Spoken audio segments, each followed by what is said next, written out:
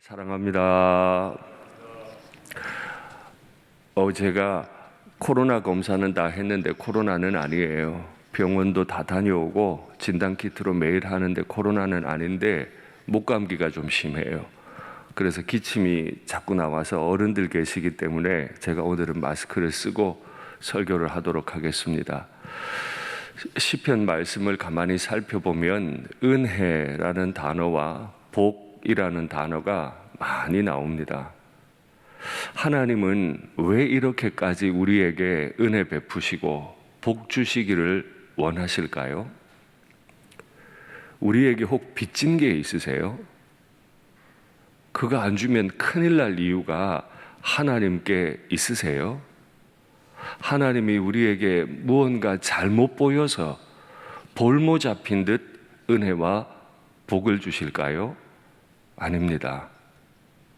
우리가 우리 자녀를 아무 조건 없이 사랑하기 때문에 은혜와 복을 베푸시듯 하나님은 우리를 너무너무 사랑하셔서 우리에게 늘 은혜 베푸시고 복 주시기 원하시는 분이신 줄 믿습니다. 하나님이 우리에게 주고자 하는 복을 간구하는 것은 기복주의가 아니에요. 하나님은 우리에게 은혜로 공짜로 아무 조건 없이 자격도 안 되는 사람에게 복을 주시는데 그 복은 분명한 목표가 있습니다. 기복주의와 하나님의 사람들이 하나님으로부터 복받기를 간구하는 것에 중요한 차이가 하나 있는데 그건 그 복의 목적이 어디 있느냐, 그 복의 방향이 어디로 향하느냐에 달려 있습니다. 기복주의는 내 가정 복받아 잘되기 원하는 것이라면 하나님의 백성들이 은혜 구하고 복받기 원하는 건 나와 내 가정을 그 복이 관통해서 다른 데로 가는 데 있습니다. 오늘 그 복이 어떻게 임하는지 한번 살펴보면 좋겠습니다. 하나님은 복을 베푸실 때 그의 얼굴빛을 우리에게 비추십니다. 이건 대제사장이 모든 모임을 마치고 모든 백성들이 가정으로 돌아갈 때 축복하는 내용과 같습니다. 얼굴빛이 우리에게 복 맞습니까?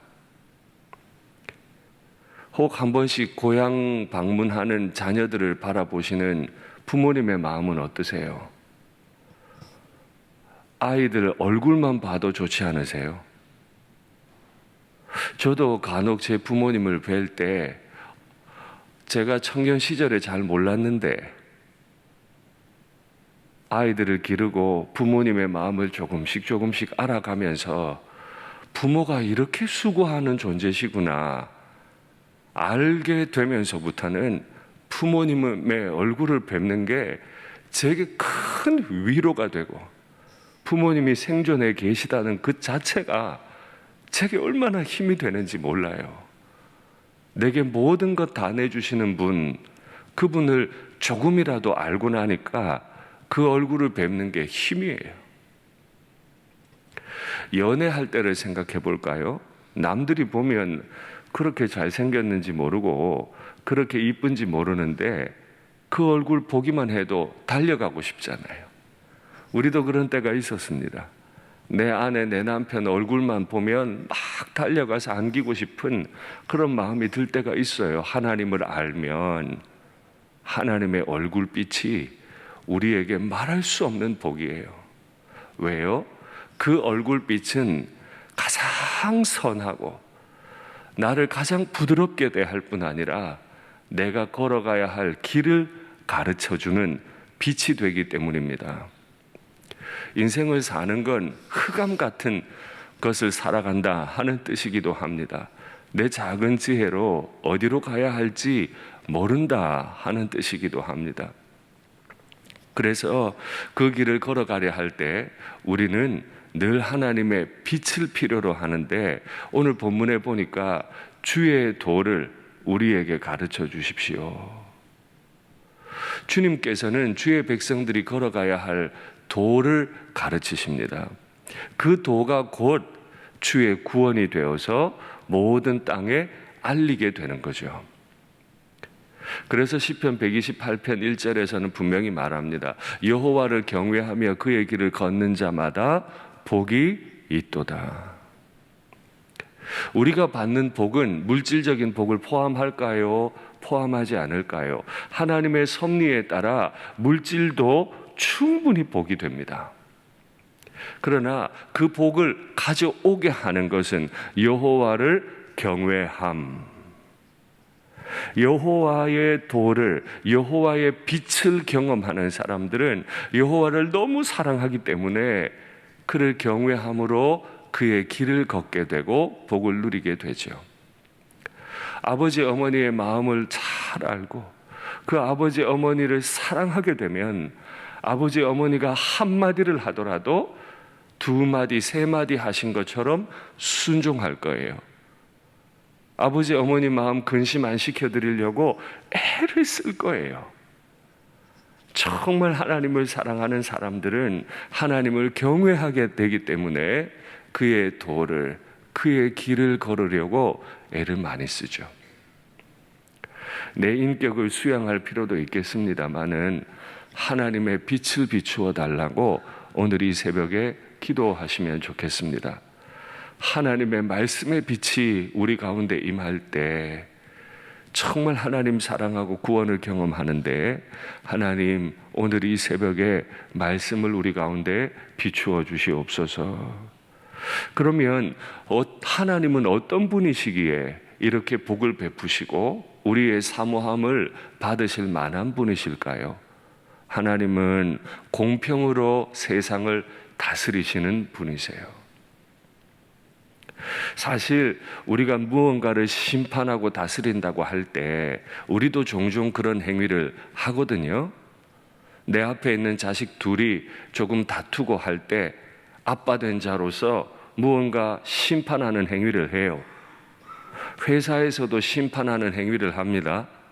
교회 안에서도 옳고 그름을 따질 때가 있습니다. 그러나 한 가지 묻겠습니다. 내 기준은 과연 옳습니까? 나는 내 큰아이와 작은아이의 형편과 마음을 다 알고 심판합니까?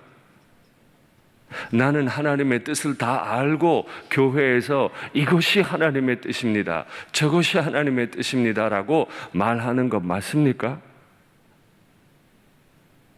우리는 굉장히 조악한 기준을 가지고 사람을 심판하거나 교회에서 일할 때가 많아요.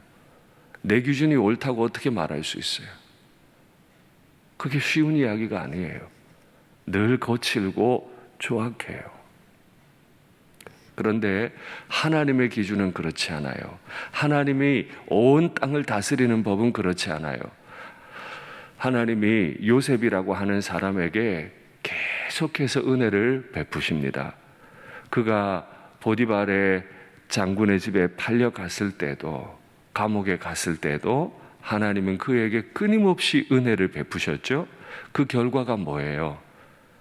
그가 가진 지혜를 가지고 하나님을 대리해서 심판했을 때 그는 가뭄을 대비할 수 있게 됐습니다. 그 한 사람이 하나님을 경외하고 하나님의 빛의 비추임을 받았을 때 애굽의 모든 백성 그리고 가나안까지도 복을 누리게 됐지요. 정말 하나님을 두려워하는 사람은 자신에게뿐 아니라 이웃에게도 복이 돼요. 형들이 찾아왔습니다. 형들이 요셉이 베풀어준 은혜 때문에 다 살았습니다. 아버지가 죽었어요. 이제 우리는 드디어 요셉의 복수를 받겠구나 생각했지만 내가 하나님을 대신하겠습니까? 형들은 내게 악을 베풀었지만 하나님의 통치 방식은 형들이 내게 베푼 악을 선으로 갚아주시는 거였습니다. 내가 하나님을 대신하지 못합니다. 오히려 자신을 팔아버렸던 형들의 후손들까지 다 복양하는 방식으로 하나님은 이 땅에 은혜와 복을 베푸셨어요. 하나님은 왜 교회를 세우셨죠? 하나님은 왜 교인들에게, 성도들에게 복을 주시죠? 내 집에 많이 쌓아놓으라고? 자자손손 물려주라고? 그것도 귀할 수 있겠습니다마는 하나님이 우리에게 복 주심은 원수에게까지라도 선을 행해서 그에게 하나님의 통치 방법을 드러내게 하기 위함이잖아요. 그렇게 하나님의 통치가, 하나님의 복이 드러날 때 땅은 그 소산을 내어준다라고 오늘 본문이 기록해요. 농사를 지어보면 때로는 냉해를 입습니다. 때로는 수해를 입기도 합니다. 너무너무 가뭄이 심해서 다 말라버리기도 하죠. 내가 원하는 대로, 내가 심은 대로 땅이 솟아내지 않을 때가 많아요. 그러나 하나님을 경외하는 사람들이 손을 대는 일은 하나님이 반드시 소산을 내게 해주실 줄 믿습니다. 그래서 우리는 두려운 마음으로 하나님의 길을 행해야 하고, 오늘 이 본문의 근거에서 말씀을 드립니다. 하나님은 하나님의 은혜와 복을 베푸실 때 땅이 소산을 내게 해주신다면 우리는 가난을 미화하면 안 돼요. 남들에게 가난할 것을 강요해서도 안 돼요. 요셉에게 임한 복이 형제들에게 큰 복이 될 수 있었던 것처럼 우리는 남들을 더 부해질 수 있도록 내 것을 주어서라도 그 사람을 일으켜 세울 수 있는 마음을 가져야지, 하나님이 섭리적으로 주신 가난을 미화하거나 강요하지 마십시오. 하나님이 섭리적으로 주신 가난 때문에 좌절하지도 마십시오. 요셉이 모든 것 다 빼앗기고 가난해졌으나 하나님이 은혜와 복을 주신 결과 그는 일국의 총리가 되었고 그 복을 원수들에게까지 다 나눌 수 있었잖아요. 그러니 우리 가정을 위해 기도할 때, 다른 가정을 위해 기도할 때, 우리의 다음 세대를 위해 기도할 때 하나님 은혜를 주십시오. 복을 주십시오. 내 자식을 통해, 우리 교회 다음 세대를 통해 이 복이 흘러가서 하나님을 대리해서 통치하는 자로 이 땅을 살게 해 주시옵소서. 이 거룩한 기도가 오늘 우리에게 있으면 좋겠습니다. 땅의 모든 끝이 여호와를 기억하게 될 것이다. 누굴 통해서요? 우리를 통해서. 그렇게 복의 통로가 되는 사람들, 그들이 가진 자격은 무엇일까요? 도덕적으로 완벽한 사람? 아닐 겁니다. 로마서 4장에 보면 일한 것이 없이 의롭다 칭함받은 두 사람이 나와요. 다윗과 아브라함입니다. 다윗은 말할 수 없는 심각한 죄를 지었던 사람. 그럼에도 하나님 보시기에 가장 아름다운 왕의 기준에 선 사람. 아브라함은 믿음이 있어서 믿음으로 의롭다 여김을 받았지만은 믿음을 지켜내는 일에 실패했던 사람. 그럼에도 그는 믿음의 조상이라는 이름을 얻게 됐죠. 이 두 사람의 공통점은 뭐죠? 하나님이 은혜 베푸사 복을 주시고. 말씀을 맺겠습니다. 우리는 단 하루도 은혜 없이, 하나님이 주시는 복 없이 살아갈 수 없습니다. 내 육체, 내 마음 하나 지키는 것도 못합니다. 오직 하나님 바라보시고 하나님의 은혜와 복을 구하시고 나를 통해, 내 가정을 통해, 우리 교회를 통해 하나님의 복이, 하나님의 공평한 다스리심이 이 땅에 퍼져나가게 도와주시옵소서. 기도하시고 복을 누리시기를 바랍니다.